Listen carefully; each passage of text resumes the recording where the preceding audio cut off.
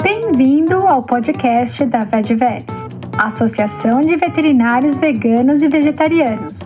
Esse podcast é financiado pela ONG The Pollination Project, que tem a missão de dar suporte a projetos que visam disseminar com paixão as diversas comunidades espalhadas pelo mundo e assim beneficiar a todos. O objetivo da VegVets é promover a empatia e compaixão a todas as espécies de animais deste planeta. Abordamos os diversos dilemas éticos associados ao ensino e à prática da medicina veterinária. Estamos colocando esse debate na forma de podcast e você também encontra muitas informações na nossa página do Facebook, no nosso perfil do Instagram e também no nosso website www.vegvets.com.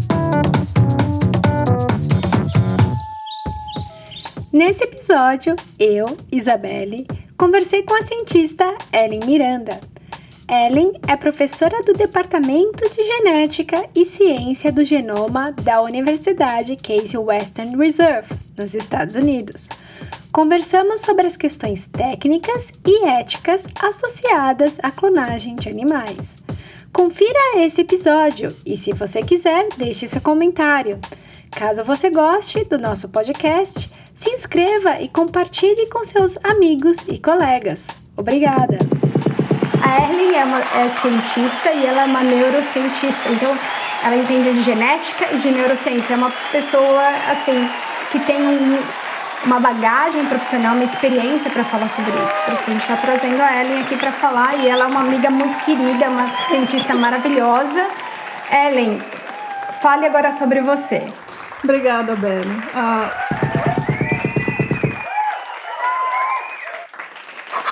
Bom, então, para quem não sabe, né, eu e a Belle nos conhecemos já há alguns anos, né, acho que uns 6, 7 anos, Belle, talvez? Acho que mais, desde não? a época de San Diego. Talvez por aí, né? É. E a gente é amiga de nerdice, amiga de ciência junto. Bom, eu posso falar então como eu comecei a minha carreira científica. Na verdade, eu comecei a graduação na Universidade Estadual de Londrina. Eu fui da primeira turma de biomedicina, da UEL. E logo no primeiro ano eu comecei já o meu estágio num laboratório de imunologia. Inclusive, o laboratório de imunologia da professora Maria Angélica Watanabe. Na época do Minas Nerds, a gente até entrevistou e publicou uma entrevista com ela, né, eu e a Belle juntas. E depois disso, eu acabei fazendo meu mestrado também com ela, na mesma universidade. E no final do meu mestrado, eu fiquei bastante interessada mais na parte de proteoma, de comparações proteicas, e eu resolvi buscar um doutorado na Universidade Estadual de São Paulo, na Universidade de São Paulo, na USP, de Ribeirão Preto. Então eu acabei fazendo meu doutorado no Centro de Química de Proteínas de Ribeirão e no Departamento de Biologia Celular e Molecular. Na época, o meu projeto era estudar um tipo de célula-tronco que a gente chama de célula-tronco adulta. Então, eu já vou começar a descrever um pouco essas distinções entre diferentes tipos celulares e qual a propriedade de cada uma, né? Então, eu estava estudando essa célula-tronco adulta, e essas células são células que você encontra no indivíduo adulto, que são reservas para outras células. Então, célula hematopoética adulta, por exemplo, é uma célula de reserva que gera outras células do sangue. Então, no meu doutorado, eu estava estudando uma célula que se chama célula tronco mesenquimal. E eu fiz uma comparação de proteoma, né, das proteínas dessa célula tronco mesenquimal, que eram isoladas de diferentes tecidos. No final do meu doutorado, apesar de eu estar num laboratório de proteoma, eu passei a ficar mais interessada na biologia dessas células, nessa propriedade que essas células têm de se diferenciar em diferentes células teciduais. E daí, no final do doutorado, eu acabei sendo selecionada para um curso que era um curso em colaboração com o Reino Unido. Então, na verdade, era uma colaboração entre o Wellcome Trust e algumas universidades da América Latina. E esse curso chamava Uso de célula-tronco embrionária como modelo para a biologia do desenvolvimento. Então, foram selecionados alguns alunos do Brasil, alguns alunos da América Latina e um grupo do Reino Unido. Fazendo esse curso, eu entrei mais em contato com essa propriedade das células-tronco embrionárias, que daí, no caso, a gente chama de células-tronco pluripotentes. Essas células têm a capacidade de gerar qualquer célula do tecido adulto. Então, eu achei que essa seria uma boa oportunidade para usar esse tipo de célula, como muitos pesquisadores usam hoje, para fazer modelos de doença. Então, se você pegar essa célula, isolar essa célula e diferenciar na célula que você quer estudar de doenças específicas, você consegue fazer isso in vitro. Na época, tinha acabado de ser publicado os artigos que demonstraram que você conseguia capturar essa propriedade de pluripotência, você conseguia agora gerar essa propriedade, essas células que tinham uma propriedade pluripotente in vitro, né? E essa célula, ela poderia ser gerada a partir de um organismo adulto, por um processo que a gente chama de reprogramação.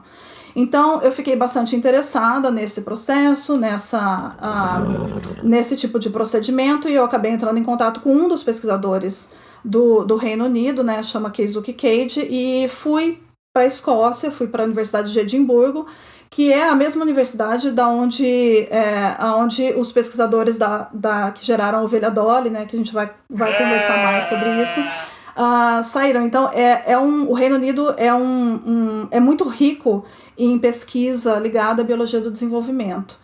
E eu fiz um curso, né, acabei fazendo um intensivo lá de 3 meses, aprendendo a propriedade de reprogramação, aprendendo como usar essas células e como gerar essas células in vitro. E decidi que era isso que eu queria fazer no meu pós-doc. Então, fui então procurar um pós-doc com esse tipo de linha de pesquisa. E acabei indo para San Diego, onde eu fiquei no laboratório do Alison Moultrie e do Albert Laspada. Então, eu era uma joint postdoc, né? Eu era uma postdoc que estava vinculada, era adjunta, né? Era vinculada aos 2 laboratórios. E fiz o meu pós-doc por 7 anos. Então, o meu trabalho de pós-doc foi o que gerou, que iniciou essa linha de pesquisa que eu mantenho até hoje, que é o uso dessas células pluripotentes, que quando a gente fala que ela é pluripotente gerada em laboratório, é uma célula pluripotente induzida, e que a gente diferencia em diversos tipos celulares e estuda mecanismos de doença. E, bom, depois do pós-doc, eu acabei conseguindo a posição aqui, na Case Western University, Case Western Reserve University, e começando o meu próprio grupo, né, montando o meu grupo de pesquisa, que hoje tem uma pós-doc, um aluno de doutorado, um aluno de iniciação científica e um técnico. E então esse é o tipo de pesquisa que eu trouxe para cá e que a gente usa até hoje. Ok, para quem entrou agora, eu estou conversando com a Ellen, que trabalha na Case Western Reserve University. Eu conheci ela em San Diego. Para quem não sabe, eu moro em San Diego, na Califórnia, durante meu pós-doc. Eu trabalho com tumor, eu já estou principalmente tumor de mama e tumor de ovário, e como as células se comunicam, né? Eu trabalho basicamente com comunicação celular, e a Ellen trabalha como você usar essas células. Então ela reprograma células de humano, e essas células elas vão se programar, vão ser reprogramadas e vão surgir dessa célula uma outra célula que vai ter uma característica, por exemplo, são neurônios, células nervosas, são células musculares e tudo isso, né? Então essa mesma técnica é utilizada para clonagem de animais. Então algumas dessas técnicas são utilizadas para fazer o clone, né? E a Ellen está no departamento de genética. E a gente vai contar um pouco mais sobre a história da clonagem. Claro, a gente tem um marco, né, que foi a ovelha Dolly, no meados de 1990, e onde tudo começou, e a Ellen vai falar sobre como que a gente faz um clone.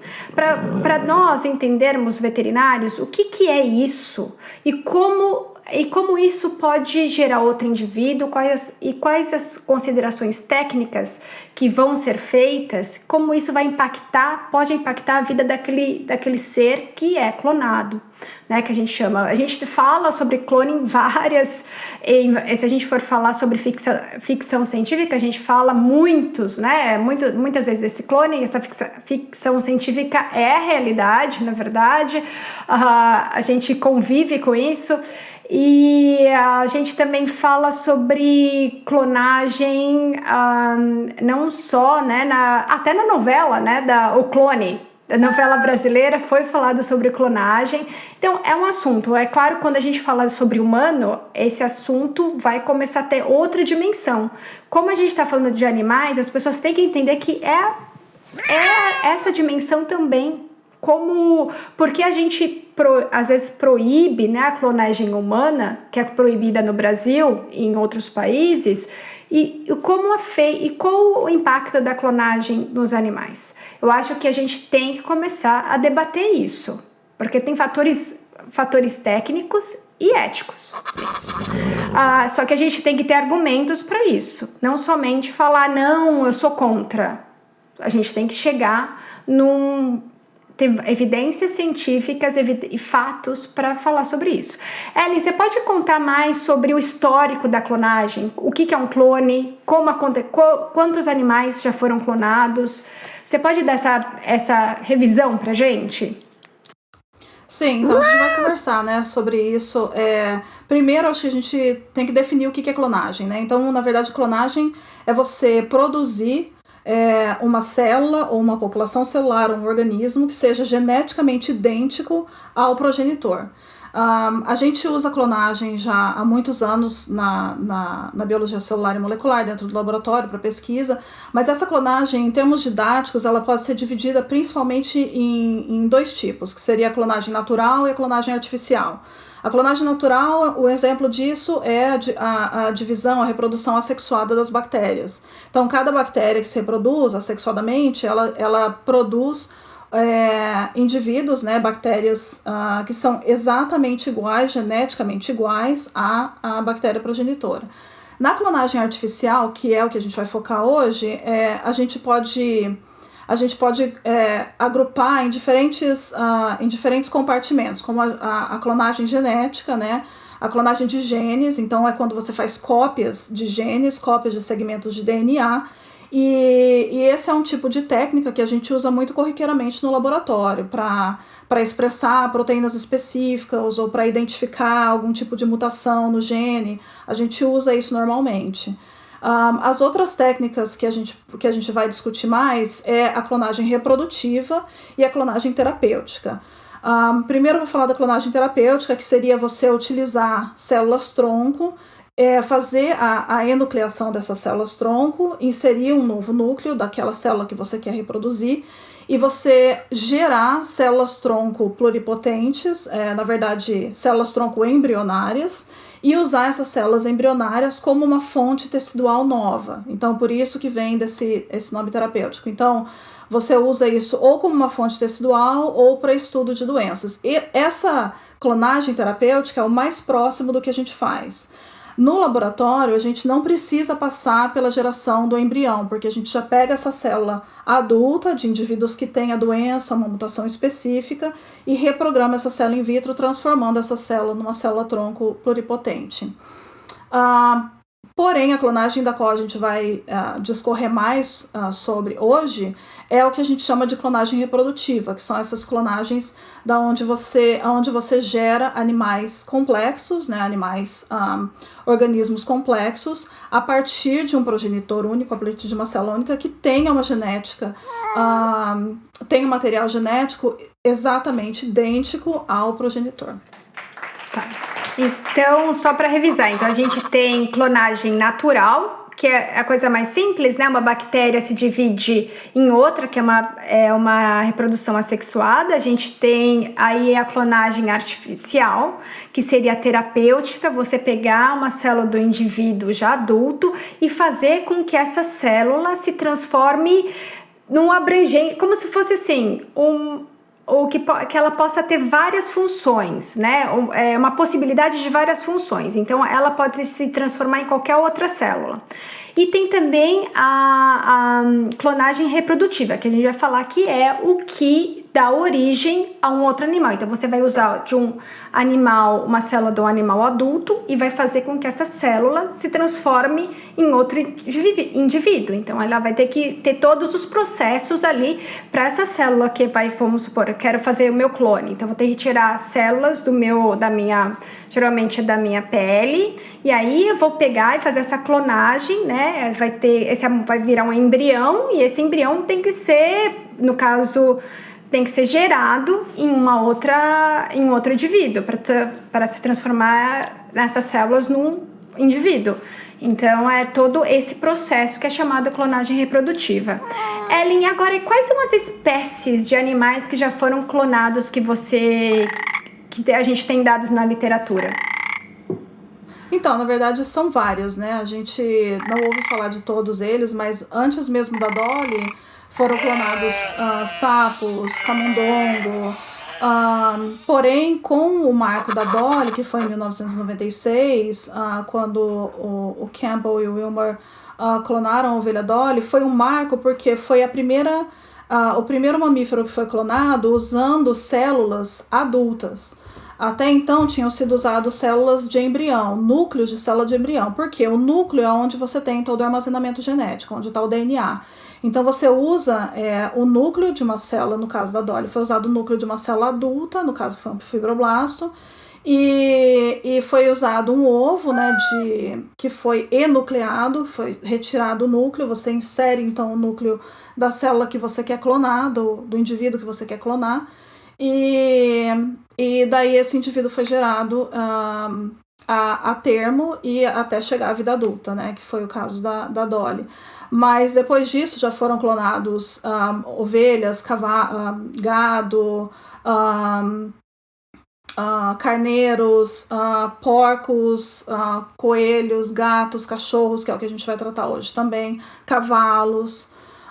Então existe uma gama grande de animais que já foram gerados por clonagem, e a lista está aumentando, né? Existe um grande interesse em clonagem de animais, e a gente vai falar um pouco sobre isso também, né? Quais são os interesses para clonagem de diferentes animais.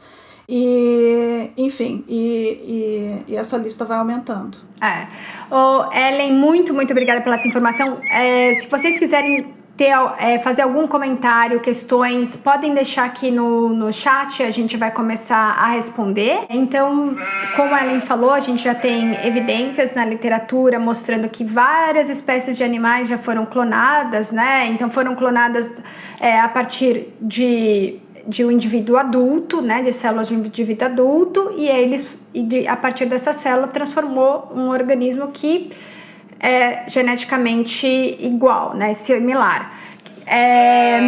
Ellen, a gente está falando sobre clonagem, né, a gente sabe que tem várias justificativas para fazer a clonagem dos animais, a gente vai falar um pouco mais sobre isso. E em 2018, a Barbra Streisand falou que tinha clonado o cachorro dela, chamado Samantha. Ela tem 2 clones na casa dela, e foi um grande assunto em 2018, foi em fevereiro de 2018. E a gente sabe que há empresas que clonam animais. Nos Estados Unidos tem uma de Texas, chamada Viagen, que clona tanto gatos, cachorros e cavalos, e tem uma na Coreia que clona cachorros, né? É claro, é caro, só que as pessoas estão procurando esses tipos de serviços. O que leva a pessoa a procurar esses tipos de serviço, Ellen? Então, acho que o que a gente sabe, né, para animais domésticos é principalmente o fator emocional, né? As pessoas se apegam e elas querem um animal que seja exatamente idêntico àquele que elas já estão acostumadas e apegadas. De uma forma mais abrangente, para outros animais, por exemplo, existem interesses comerciais, interesses na parte de... eu falei para a Belle que um dos problemas que a gente vai ter vai ser traduzir alguns termos técnicos para o português, né? Então, animais para farming, né? Para gado de corte, de criação, certo? Isso, ou animais de produção, a gente fala animais de produção. Exato. Então, para esses animais, por exemplo, o próprio Wilmot, que clonou a Dolly, um dos projetos de pesquisa que ele desenvolveu depois foi fazer clonagem se não me engano, foi cabras geneticamente modificadas que tinham uma proteína que melhorava a coagulação celular. Então, existe um interesse também comercial ou até farmacêutico, né, para clonagem de certos indivíduos. Mas só para a gente não pular também, uma coisa que eu esqueci do fator histórico é que a gente fala muito da clonagem da ovelha Dolly e acho que existe uma interpretação social de que aquela foi a primeira tentativa, né? E, na verdade, só para esclarecer, a ovelha Dolly foi o número 277. Então, existiram 276 tentativas antes de conseguir, antes deles serem bem-sucedidos com a clonagem da Dolly. Mas, enfim, então, em termos genéticos, né, existe, com certeza, interesses de produção, alguns interesses farmacêuticos, mas na parte de clonagem de animais domésticos, definitivamente o maior fator é emocional, né? A ligação emocional com os animais. Sim.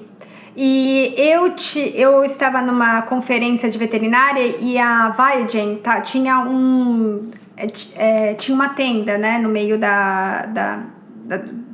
do lugar, né, onde foi feito, e eu fui perguntar para a pessoa por que as pessoas procuram serviços, e ela falou que é mais pelo fator emocional, nem porque o animal eles querem ter uma performance, por exemplo, de equinos, por exemplo, né? A gente poderia pensar, não, porque as pessoas querem ter exatamente aquele campeão.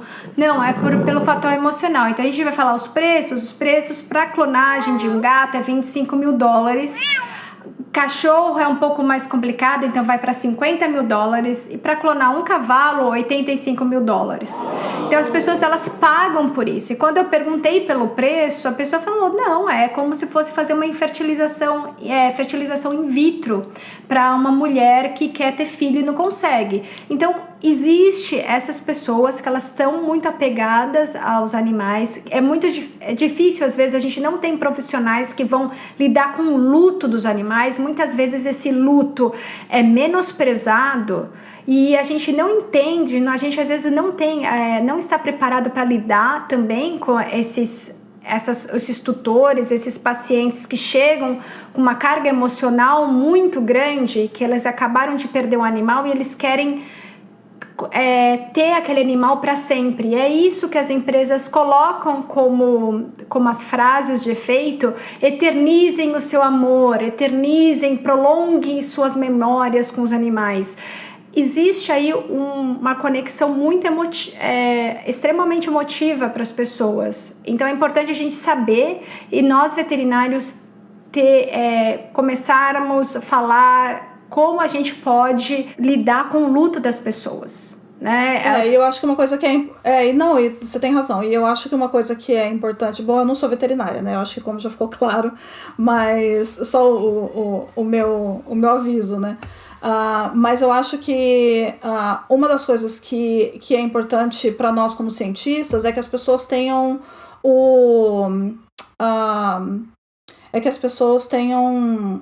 todas as informações, os fatos de o que eles vão receber com esse animal clonado, porque realmente o investimento deles é emocional. O maior motivo normalmente é emocional. E eu acho que existe uma idealização de que você vai receber um animal que é exatamente cópia, né, daquele outro. Como a gente disse, a clonagem tem uma cópia de material genético que é exatamente igual ao progenitor. Então a expectativa é que você tenha um animal que seja exatamente igual àquele que você tinha, que veio a falecer, né? Inclusive essa empresa coreana, ele dá uma descrição de como que você mantém o animal depois que o animal falece, né? Depois que vem a óbito, como que você mantém até 5 dias até você conseguir coletar as células. Então, eu acho que precisa de alguns esclarecimentos. Então, por exemplo, no caso do primeiro animal doméstico que foi clonado, que foi o gato, né? Foi o gato Sissi, o copycat.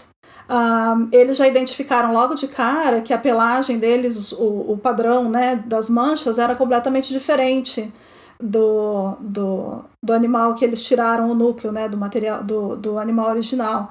E isso é uma coisa importante. Eu não sei se o dono esperava que tivesse já essa diferença física logo de cara. E isso acontece no caso do gato, por exemplo, por causa de um padrão que a gente chama de inativação do cromossomo X. Então, esse padrão de inativação, as fêmeas, né, tem 2X, né, tem o XX, e um desses X é sempre inativado. E essa inativação acontece de forma randômica. E, na verdade, o que confere esse padrão de pelagem, né, dos gatos são genes que estão no cromossomo X. E como isso acontece de forma randômica, quando você inicia esse processo novamente começa do zero, ele pode ocorrer de forma diferente, que foi o que aconteceu, né? Além disso, eles podem ter comportamentos e personalidades diferentes. Então, no caso da Barbra Streisand mesmo, eu li uma reportagem que o máximo que ela falou foi que ela estava esperando que quando essas duas cadelas novas, né, envelhecessem um pouco mais, que elas ficassem mais parecidas com a Samantha que ela tinha. Então, a gente já sabe que a personalidade não é exatamente igual ao que ela esperava. Então, assim, o objetivo, eu acho que seria esclarecer e fornecer todos os fatos, né? Será que as pessoas ainda procurariam esse tipo de serviço se soubessem que os animais não são exatamente iguais ao original, né? Não é exatamente igual ao animal que você tinha, que você criou. Sim, eu acho muito importante as pessoas saberem disso. E quando viram uma pessoa falando, não, eu quero clonar meu animal, eu quero fazer uma biópsia para clonar meu animal, perguntar quais são os motivos para isso, se elas conhecem a técnica, o que elas querem, né? Quais são as expectativas das pessoas, para começar a fazer um diálogo com essas pessoas. Porque, por mais que seja, a gente tem no nosso meio veterinário, a gente tem vários espectros, né? É uma coisa bem...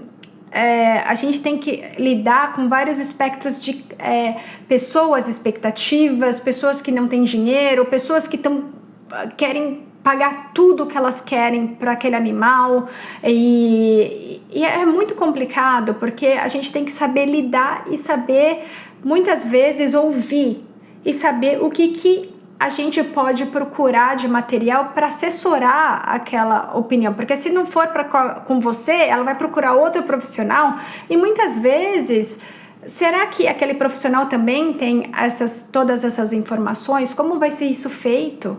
Porque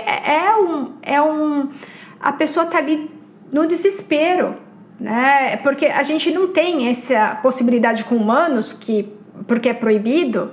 Agora, se a gente está tendo com animais, então a gente tem que conversar com essas pessoas para saber essas expectativas, porque elas têm que entender que aquele animal, na verdade, ele vai nascer num tempo diferente do que nasceu o outro, vai ser criado de uma maneira diferente, vai ter uma mãe diferente, a própria mãe, né, vai ser diferente. O que acontece com essa mãe que está recebendo esses filhotes, como ela está sendo tratada, né? O que vai acontecer com outros filhotes que são também clones? Você vai pegar todos eles, porque você tem direito a todos da ninhada.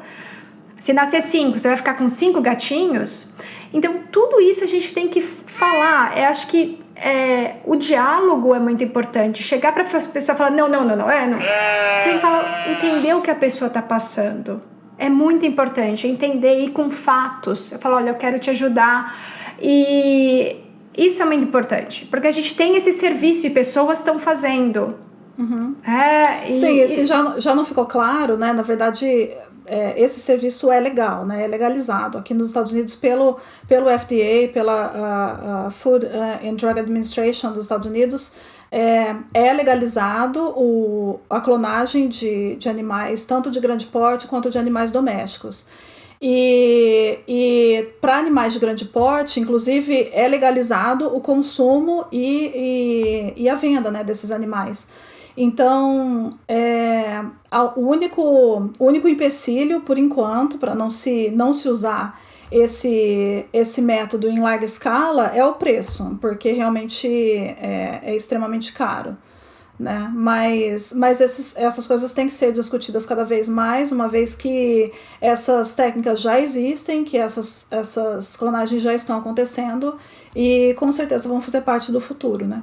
Sim, eu acho que a gente tem que começar a abrir essas discussões, principalmente com pessoas, público geral, com os veterinários.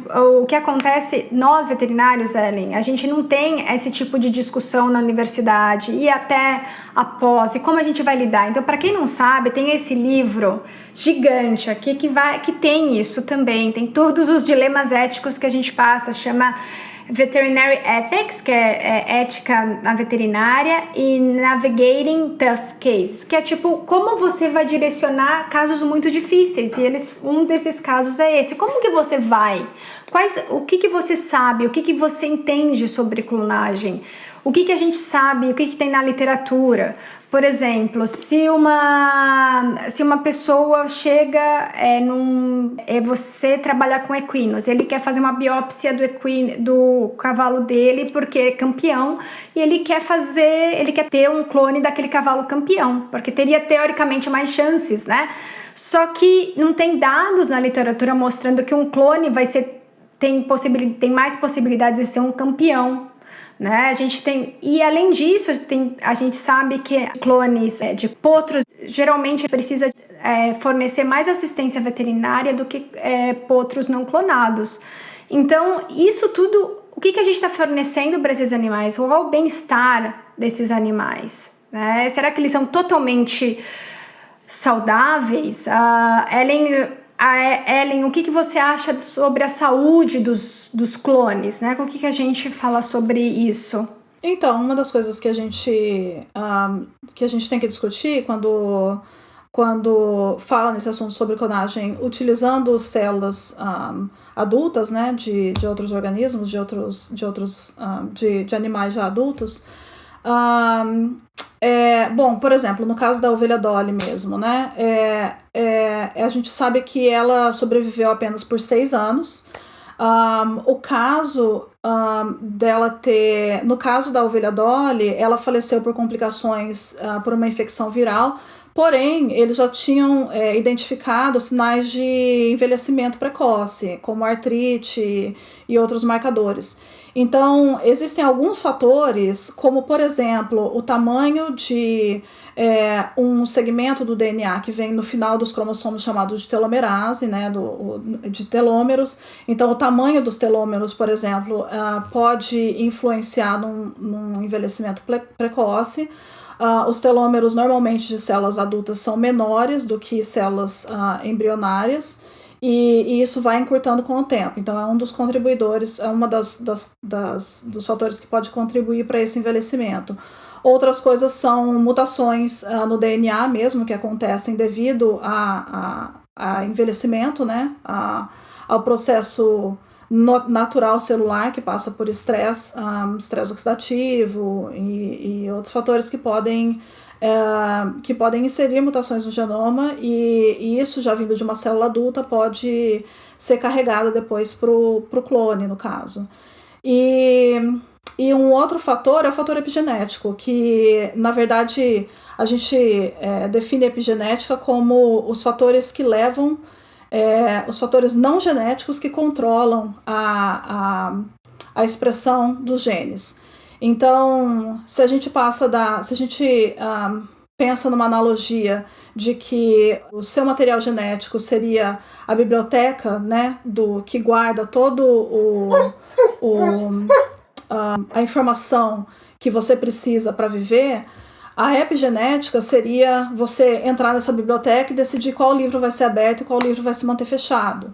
Então, os fatores que levam à abertura desse DNA, que vai levar à transcrição do DNA e depois a posterior tradução disso em proteína, é controlado pela epigenética. Então, esses fatores podem levar por exemplo, a um envelhecimento precoce. E isso já foi notado em alguns animais que foram clonados, não em todos. Porém, a gente também tem que lembrar que essa técnica é relativamente nova, né? Apesar da Dolly ter sido clonada em 96, a clonagem de gatos e cachorros só vieram depois dos anos 2000. Então, a gente ainda não tem tanta informação científica para formular realmente ter realmente uma definição do que acontece, né, com esses animais, como cavalos, como gado, né? Então, alguns animais já foram notados realmente que eles podem levar a um envelhecimento precoce e outros ainda estão sendo investigados. Então, por mais que seja, a gente não tem tanto conhecimento científico e não tem tantos estudos falando que aqueles animais eles podem ter mais ou menos doenças degenerativas. Agora, uma das coisas que a gente tem que pensar são duas coisas, que os animais que são clonados, quem paga $85 mil, eles têm muito dinheiro para pagar saúde de excelência para aqueles animais. Então, eles podem até ter uma vida muito parecida, né? Uma vida tão longa quanto animal não clonado. E outra coisa que a gente tem que ter em mente, se aquele animal teve algum processo degenerativo que é em relação ao próprio DNA daquele que está ali na genética, que está associado à genética daquele animal, você está perpetuando no outro indivíduo. Então, isso a gente tem que ter consideração. A pessoa fala, nossa, mas morreu o seu animal por quê? Né? Será que foi a base genética daquele animal? A gente vai perpetuar isso? Né? Então, a gente tem que discutir isso com os tutores. Né? Se ele morreu de câncer, por exemplo, por conta de uma mutação, ele vai carregar essa mesma mutação depois, né? Exatamente.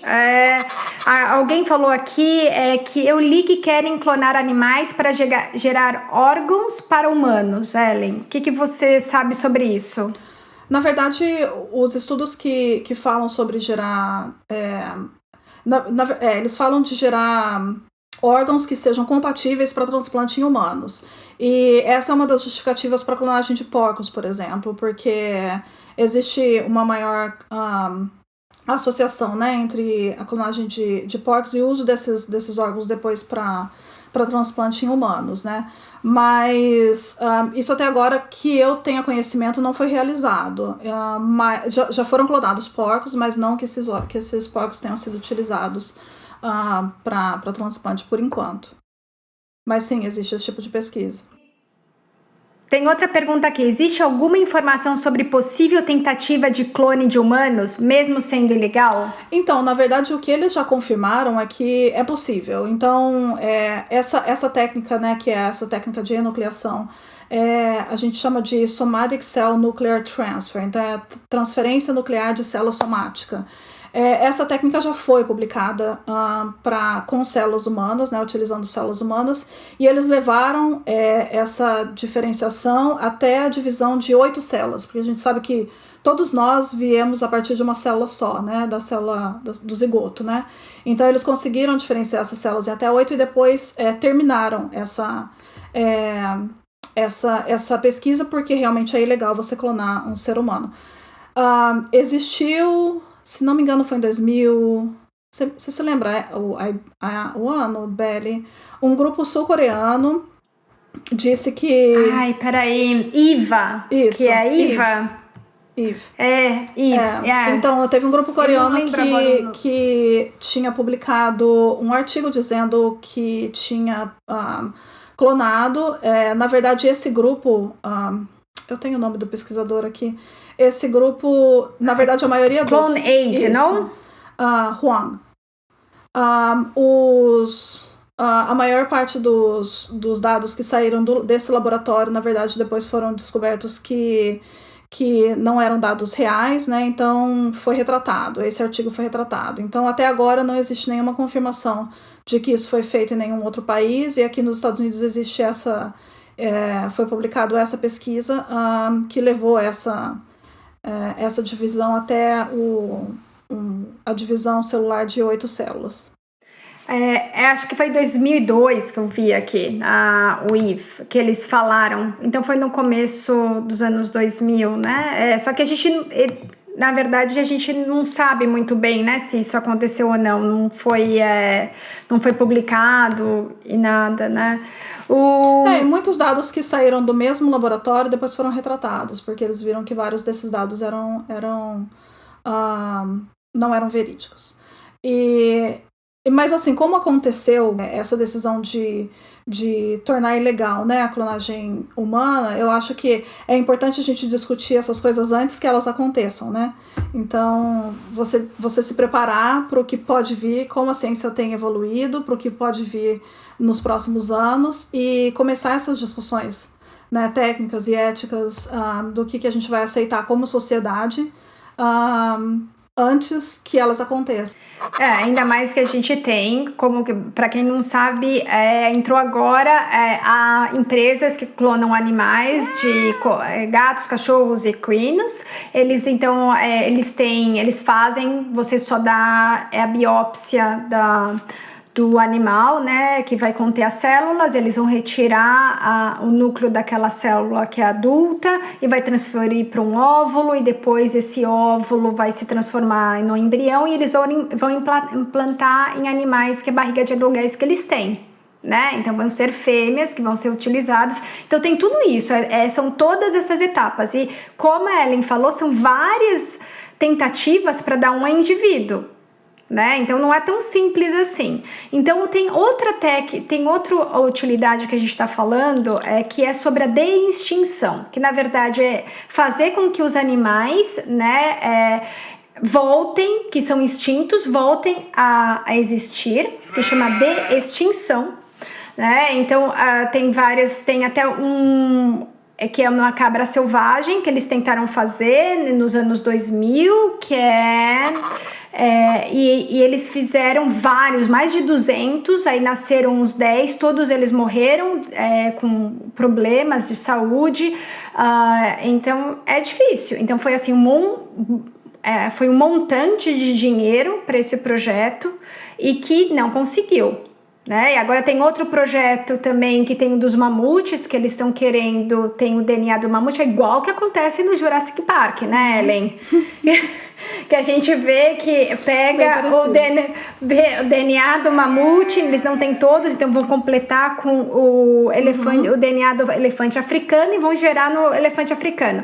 Aí vem as questões éticas, a gente vai gerar, se conseguir um animal híbrido que ele não tem mais o habitat dele, já foi há anos atrás, não tem mais, porque foi por a gente não sabe, né, foi destruído, a gente não conhece muito, vai ficar um animal sozinho, que são animais gregários. Como vai ficar aquele animal? Porque a gente quer clonar, porque é um marco na ciência, o que significa reviver aquele animal. E outra coisa, quando a gente está pensando em conservação, né, a gente tem que pensar em biodiversidade. A gente está clonando um indivíduo, que é milhões de dinheiros, né? Dinheiros ali. Vai ser para clonar um indivíduo, sendo que a gente está desmatando, a gente está destruindo o habitat daquele indivíduo. Como isso vai ficar? Existe essa justificativa, né, de você manter, na verdade, eles dividem em duas partes, né? Uma é você manter espécies que estão entrando em extinção, que você sabe que vão ser extintas nos próximos anos, e a outra parte é você tentar reviver espécies que já foram extintas, né? Que é o caso do mamute, né?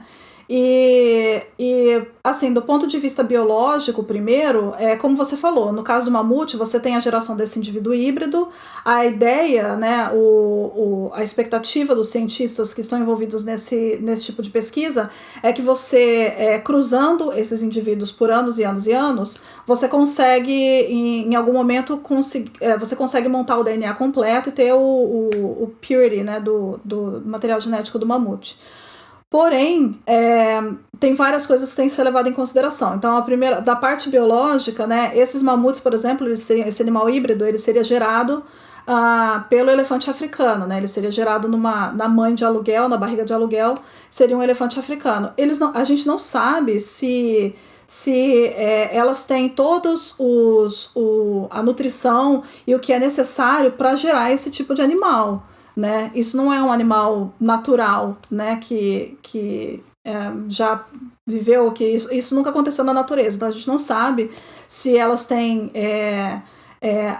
nem a capacidade de gerar isso, né? De levar essa gestação a termo. E o segundo ponto, que eu acho que é o mais importante da gente discutir aqui, que é o que você tocou, é a questão ambiental. Então, nesse caso dos mamutes, a ideia era de que esses animais seriam colocados numa região específica da Sibéria. E, assim, existem vários pontos de por que isso não seria ideal, né?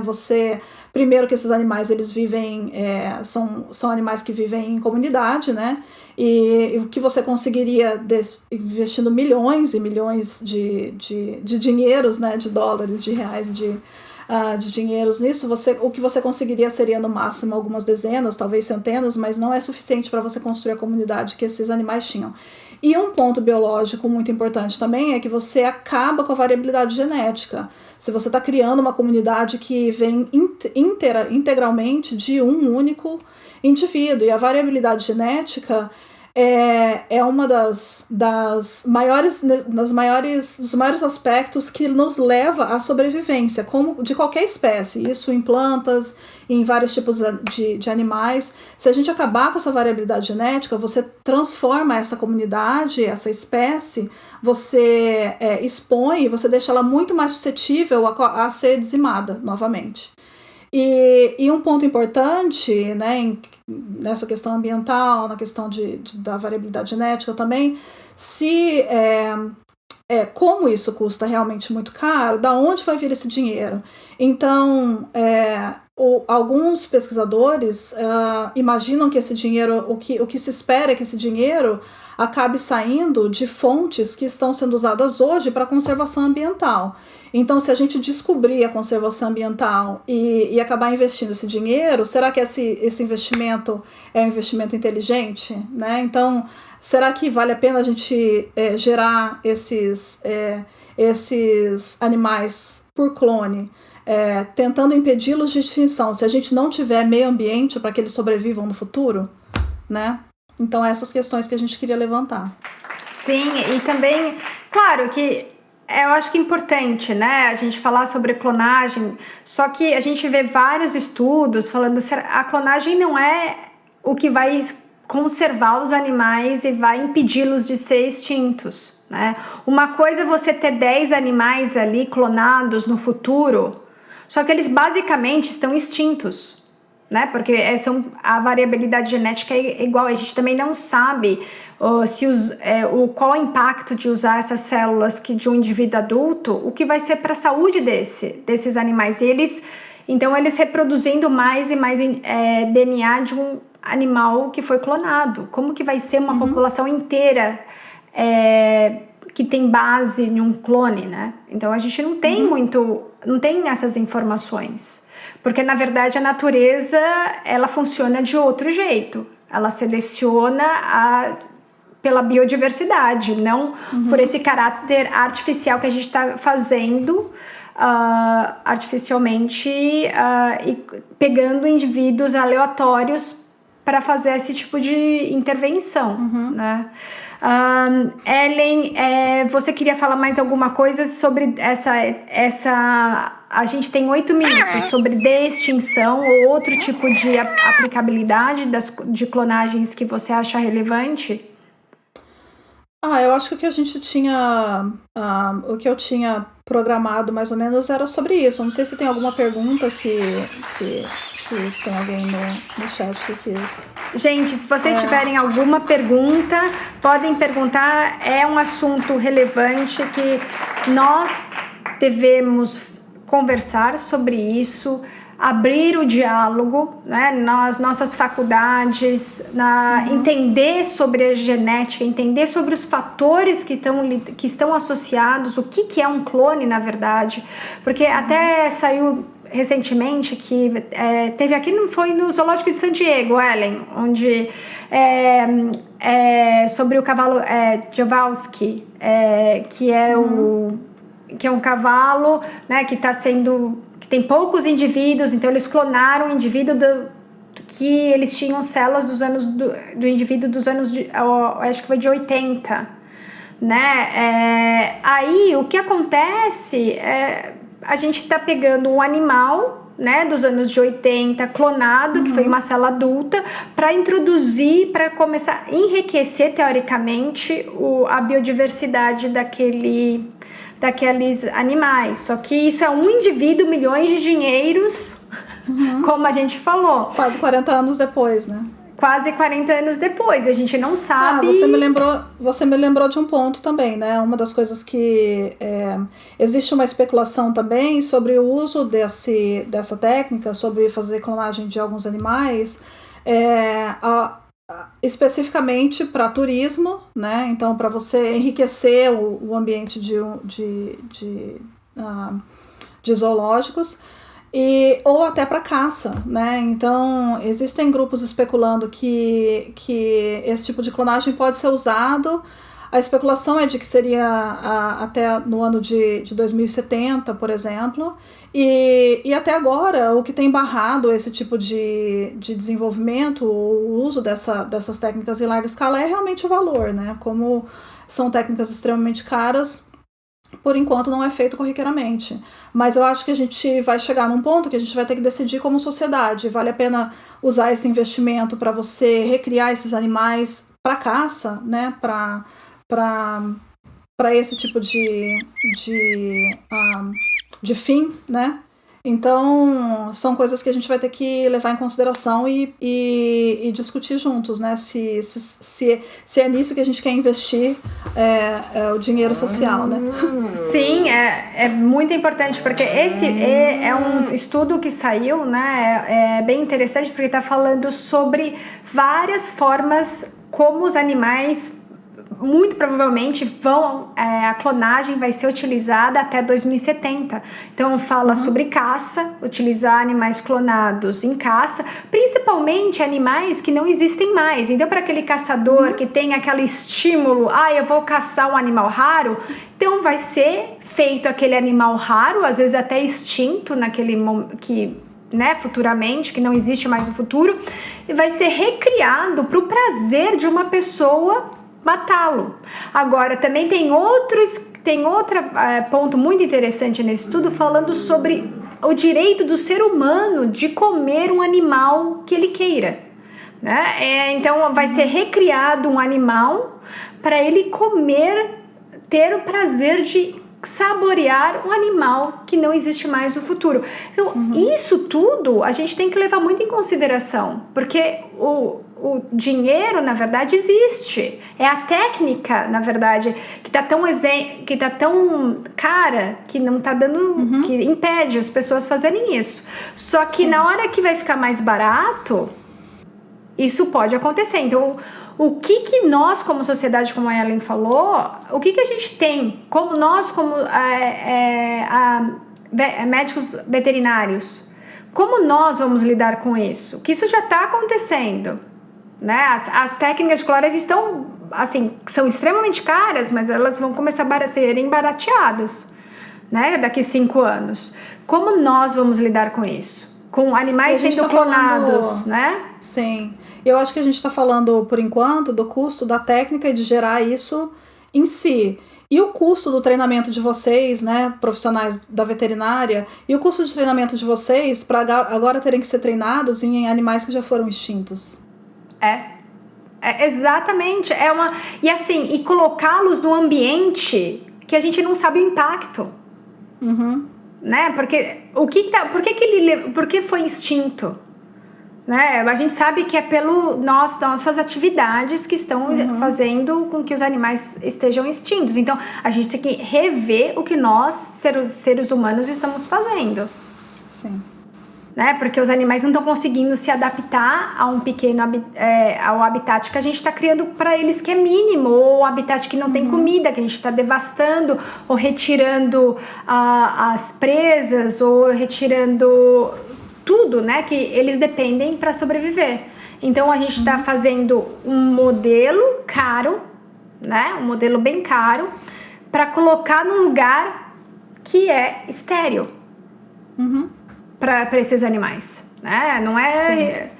A biodiversidade a gente sabe que está acabando. Eu acho que nós todos, como profissionais da saúde, como saúde única, temos que nos perguntarmos por que estamos levando essa extinção em massa, em primeiro lugar. E como nós vamos reverter isso? Se temos como reverter. Aí, porque, como a Ellen falou, de 200 tentativas dá um indivíduo.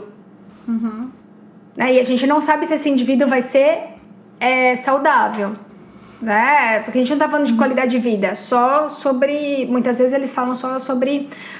comparam com o período, quanto viveu o animal. E mesmo com essas técnicas, com a melhora dessas técnicas, né? A gente vê...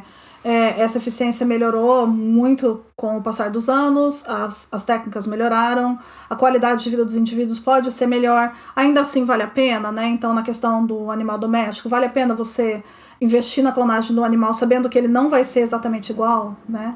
Então, Ellen, a gente tem 1 minuto só para você saber, aí você pode finalizar. Ellen. Não, era isso mesmo, assim, eu acho que você pode deixar aberto, né, Beli? Se alguém quiser mais informação, a gente pode mandar alguns artigos, né, ou passar alguns links para quem tiver curiosidade. Sim, se vocês quiserem, a gente vai deixar aqui essa live gravada. A gente também tem um podcast que a gente vai colocar nossa conversa no podcast. Se vocês quiserem, entre em contato com a gente para perguntar mais sobre trabalhos. Ellen, muito, muito obrigada por estar aqui com vocês. Muito obrigada a todos que estiveram aqui. E, Ellen, a gente tem 15 segundos. Valeu, Beli, muito obrigada. Muito obrigada. Um beijo a todos. Boa noite. Tchau. Tchau, tchau. Obrigada por escutar o episódio do nosso podcast. Espero que você tenha gostado. Se inscreva no nosso podcast para receber as atualizações dos nossos episódios. Veja também nossa página no Facebook e perfil no Instagram. Muito obrigada e até a próxima.